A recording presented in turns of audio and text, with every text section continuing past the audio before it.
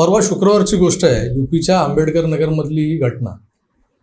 भर बाजारात एका अल्पवयीन मुलीचा दुपट्टा खेचून तिची छेड काढली गेली. छेड काढणारे अर्थातच तोकडी विजार म्हणजे लहान भावाचे विजार आणि मोठ्या भावाचा लांबडा सदरा घालणारे शॉर्टकट मूल्य होते.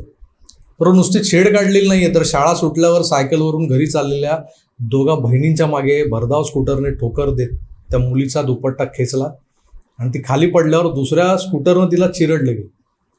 या दरम्यान ती मुलगी हॉस्पिटलाइज करण्याआधीच जगावली. तसं पाहिलं तर यूपीत हे असले प्रकार नवीन नाहीत. किमान योगीजी सत्तेत येण्यापूर्वी तर नवीन नव्हतेच. राजरोज घडत होतं. राजरोज आया बहिणींच्या अब्रूंशी हे कांडे सर्रास खेळायचे. बाहुबली असण्याचा हा अतिरिक्त फायदा म्हणून आपल्या वासनेची शिकार बनवायला गोरगरिबांच्या पोरीबाळी अगदी त्यांच्या घरातूनही उचलल्या जायच्या. बंदुकीच्या धाकावर हे सगळं चालायचं. आणि पोलीस किंवा कायदा सुव्यवस्था ही या बाहुबलींची बटीक बनलेली होती. बटीक होती. सय्या भये कोतवाल अब डर काय का, असा इथला माहोल होता. पण योगी बाबाने यूपीचा चेहरा मोहरा बदलून टाकला.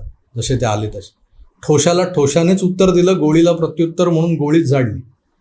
आधी या बाहुबलींची दहशत होती. लोक चळचळा कापायचे यांना बघून. पण आता या बाहुबलींच्या मनात बाबा की दहशत आहे. मागे त्या अतिक अहमदने त्याच्या भावाला कसं भर रस्त्यात ठोकलं. त्या आधी त्या रस्त्याने चालता चालता गाड्या पलटी मारतात, अपघात होतात, आतला आरोपी पळून जायचा प्रयत्न करतो आणि मग त्याचा एन्काउंटर होतो. योगींच्या कारभाराची स्टाईलच वेगळी आहे.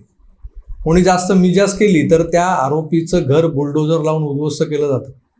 त्यामुळे सगळे भाडखाव आता बिळात जाऊन बसलेले आहेत.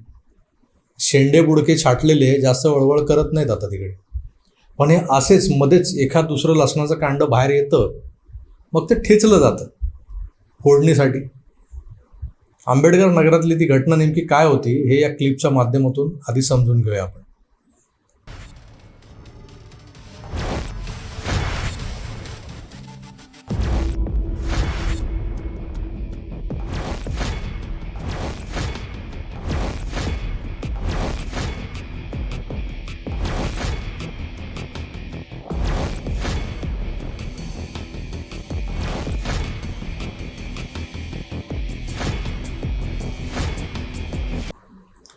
बाईकवर त्या मुलीला छेडायला आलेले दोघे शाहबाज आणि अरबाज. तर ज्याच्या गाडीखाली ती मुलगी चिरडली गेली तो तिसरा कांड्या होता फैजल.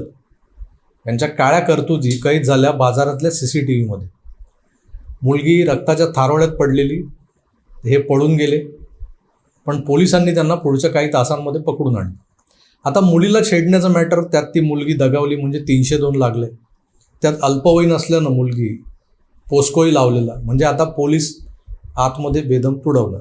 त्या भीतीने तिघेही मेडिकलला नेलं जात असताना गाडीतून उडी मारून गोंधळाचा फायदा उचलत पोलिसांकडची बंदूक हिसकावून पळाले. म्हणून सगळ्या एन्काउंटरचा प्लॉट हा तसा सेमच वाटत असला तरी या तिघांचं एन्काउंटर झालेलं नाही बरं का. तुम्हाला वाटेल हे परत तसंच काहीतरी घडतंय. तर हे पळायला लागले. मग यांच्या पायावर नेम धरून UP पोलिसांनी गोळ्या झाडल्या. दोघांच्या बरोबर पायात गोळ्या घुसल्या आणि ते पडले. तर तिसरा पळता पळता धडपडला आणि पडून त्याचा पाय मोडला. या तिघांचेही पाय सध्या प्लास्टरमध्ये. खरं तर लडकी छेडोगे तो गोली खाओगे असं योगीजींनी आधीच सांगितलेलं आहे. पळून जाल कुठे, कारण पुढच्या वळणावर यमराज हातात बंदूक घेऊन स्वागताला हजर असणार आहे. योगींनी स्पष्ट सांगितलं. हम लोगों ने पहले कहा है कि कानून प्रत्येक नागरिक को सुरक्षा प्रदान करेगा, लेकिन राह चलती हुई किसी बेटी के साथ अगर किसी ने छेड़छाड़ करके उसकी सुरक्षा में सेंध लगाने का कार्य किया तो अगले चौराहे पर उस ओहदे का इंतजार यमराज कर रहा होगा.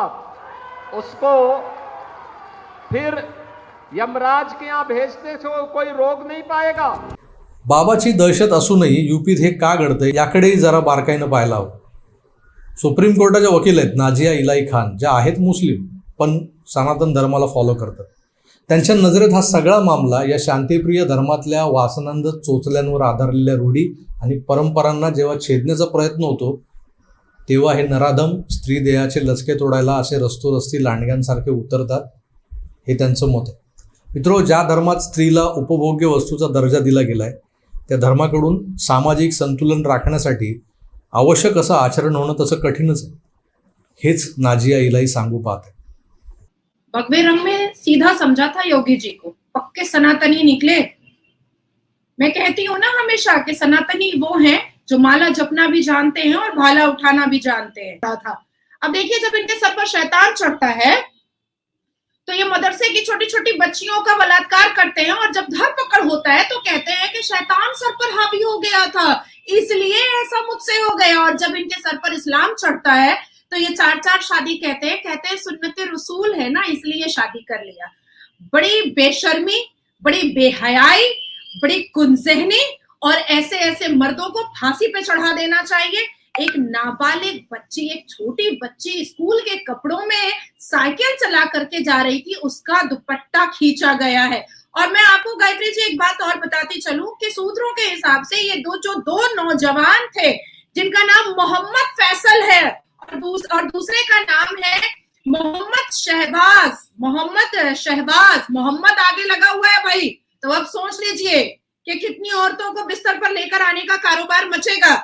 तो इन्होंने इस बच्ची को कई बार इस बच्ची को छेड़छाड़ कर रहे थे। अच्छा, बेदर्दी की इंतहा देखिए कि इन्होंने क्या किया है कि पहले इस बच्ची का दुपट्टा खींचा है, और जब वो चीख चिल्ला करने लगी, पब्लिक आने लगी, तो इस बच्ची के ऊपर इन्होंने बाइक चढ़ा दिया है।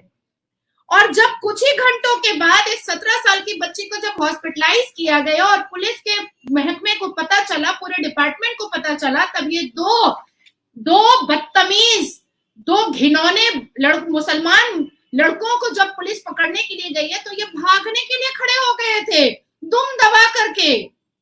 एक के पैर पे गोली लगी है, दूसरा कुटाई खाया है।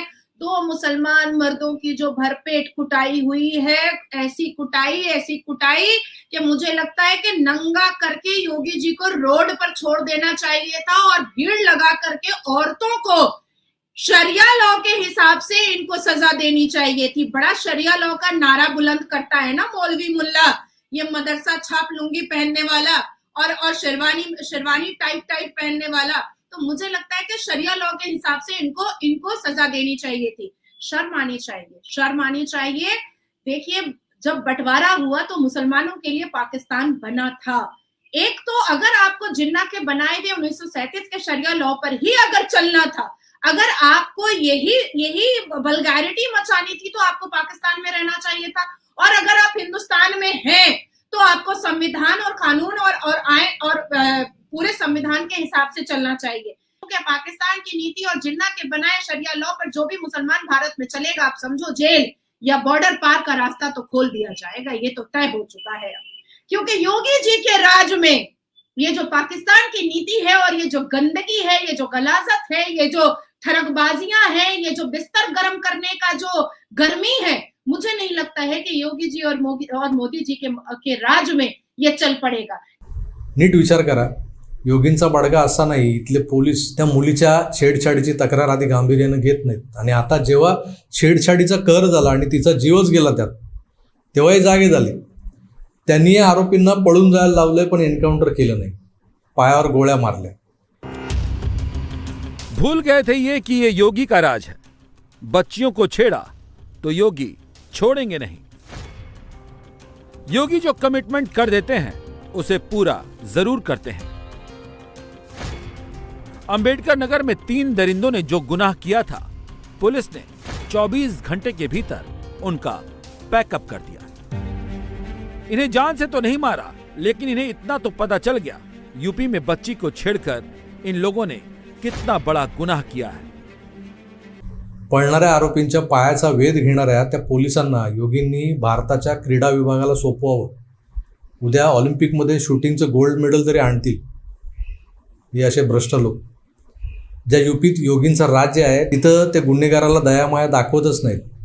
अशा यूपीत आजही हे समाजकंटक अशा पद्धतीनं गोरगरिबांच्या पोरीबाळींच्या अब्रूवर हात टाकायची हिंमत करत असतील, तर उद्या देशात जर या बदमाश प्रवृत्तींचं लांगुल चालन करणाऱ्यांची सत्ता आली तर या देशातल्या रस्त्यांवरच हे खाटा टाकतील. काही सांगता येत नाही. अतिशय सुप्त आणि गुप्त पद्धतीनं या जमातीचं काम भारतातल्या खेड्यापाड्यांमध्ये सुरू आहे. त्यातून त्यांना मिजास आली, चरबी आली त्यांना. पण आपण हिंदू अजूनही निद्रिस्तच आहोत. निवडणुका आल्या की आपले नेते जागे होतील, तेव्हा आपणही जागे होऊ, कारण ते येतील आपल्या दरवाज्यात हात जोडून, त्यांच्या आवाजाने आपण जागे होऊ. सगळी सिस्टीम सुस्तावलेली आहे, त्याला कोण काय करणार, त्याला कधी कोण जागा करणार. मित्रो, लक्षात घ्या, हा धोका आज उत्तर प्रदेशात नाही तर अख्ख्या हिंदुस्थानात रस्तोरस्ती दिसतोय.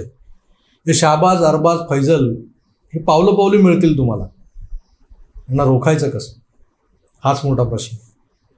तुर्तास इथेच थांबतो. पुन्हा भेटूच, आपली काळजी घ्या आणि पाहत राहा आकार डिजी. धन्यवाद, नमस्कार.